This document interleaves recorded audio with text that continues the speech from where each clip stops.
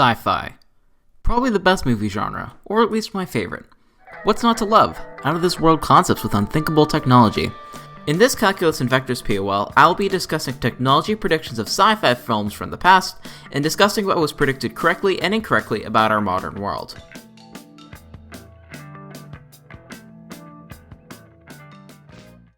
The first film, as well as the oldest film I will be discussing, is called Le Voyage dans la Lune, a French short film from 1902 about a group of 4 scientists adventure to the moon. It's a primitive and old film, but that's to be expected for a silent film of its age. The film was essentially one of the first sci-fi films, and it helped to make it a film genre in the first place. The director Georges Méliès was a groundbreaking filmmaker and pioneer of the sci-fi genre. Check out his work if you're a sci-fi fan or film enthusiast. So, what did the film get correct? Space travel, the moon landing, and some of the specifics of space travel. The idea of space travel was completely impossible at the time. It was believed that man would fly in 1 to 10 million years, and yet the Wright brothers flew at Kitty Hawk a year later.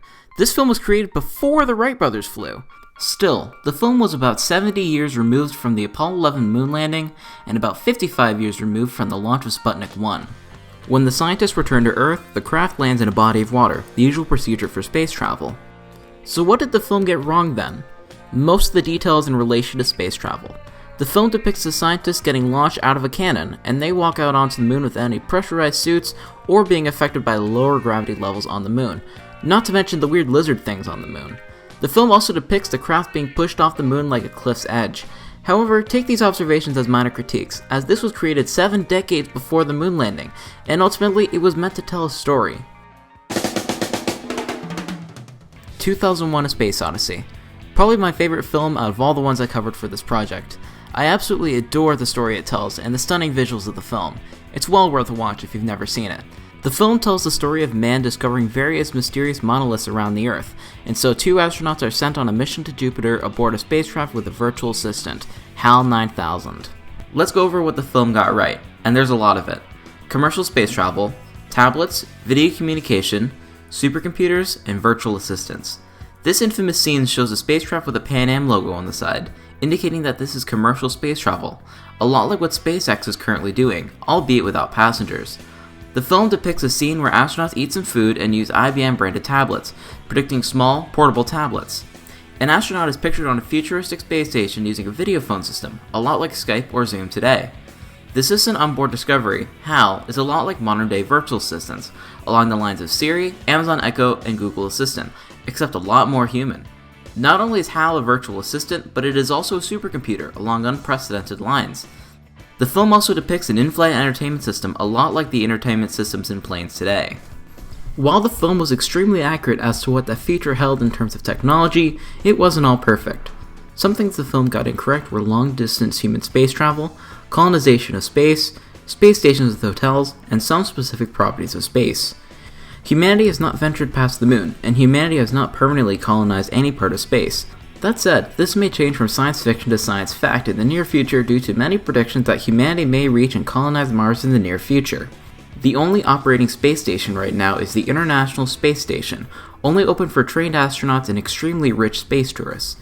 In this scene, an astronaut is shot into an airlock within the vacuum of space without a helmet, just holding his breath. In reality, the astronaut's lungs would be ruptured. Overall, the film got an incredible amount of things correct.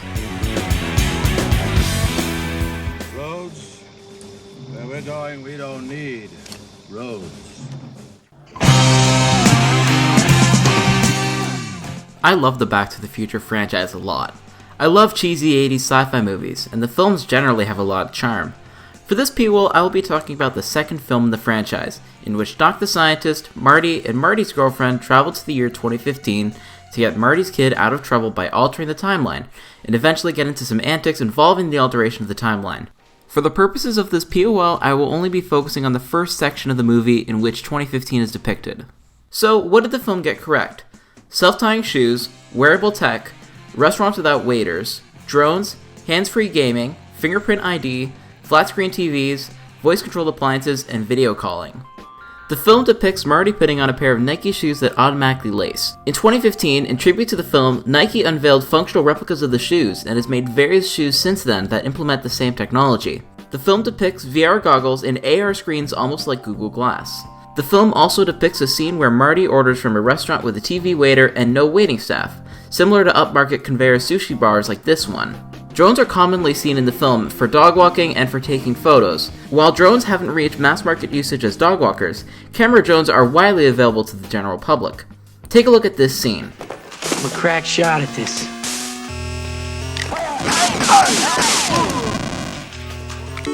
You mean you have to use your hands? That's like a baby's toy. The kid's line implies that hands-free gaming is very common, probably similar to the Kinect, although probably more effective in the Back to the Future universe. The film also shows multiple scenes where fingerprints are used for ID, similar to their use in the modern world with phones. The film also shows a flat screen, similar to the TVs of today, as well as video calling. Take a look at this scene. Hydrate level 4, please.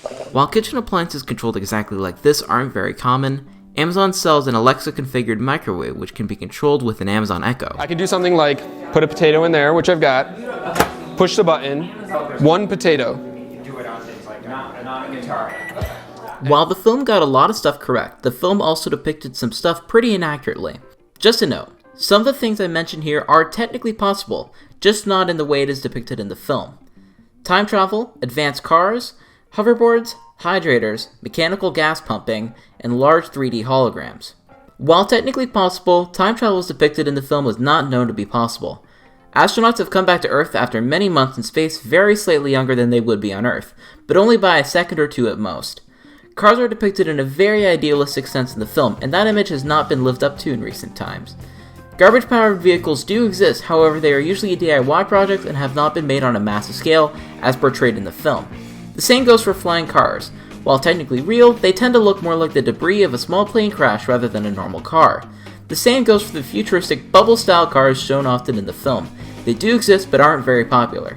Like the last two, hoverboards technically exist, however they only operate on copper surfaces and only levitate the user about 2 to 3 centimeters off the ground. Hydrators, as depicted here, do not exist. Machine-operated automatic gas pumping, as depicted here, does not exist. And holograms, as depicted here, do not exist, although large holograms do exist. I hope this POL has given you an idea of what we thought the future would look like from different perspectives and eras. Many people have tried and failed to predict the future accurately, whether entirely seriously or just for comedic effect. Robert Zemeckis, director of Back to the Future 2, tried to depict 2015 as the 80s, but more extreme. Stanley Kubrick took a lot of time and thought to make sure his depiction of the future in 2001: A Space Odyssey was as accurate as it could be, and Georges Méliès took inspiration from fictitious books released around the time related to his film. Everyone had a slightly different vision for the future, and while most didn't hit the nail on the head, some got pretty close to hitting the nail on the head. I hope you enjoyed this POL and took something from it. Thanks for watching.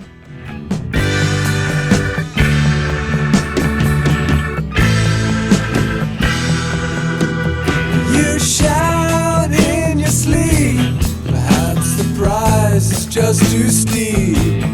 Is your conscience at rest?